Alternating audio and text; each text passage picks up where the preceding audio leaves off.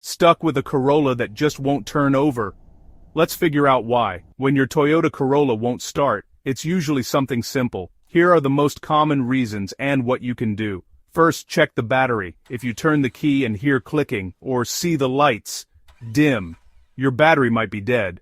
Try jump-starting your car, or see if the battery cables are loose or corroded. Next, think about fuel. Is your gas tank empty? It happens to the best of us. Make sure you have enough fuel before moving on. Now, check your key.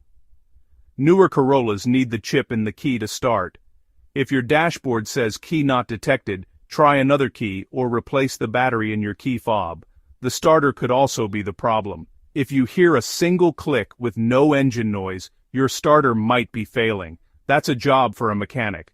Finally, look at the fuses. A blown fuse can stop your Corolla from starting. Check the fuse box for any broken fuses and replace them if needed. Remember, if the car still won't start after these steps, it's best to call a professional, but trying these simple checks first might save you time and money.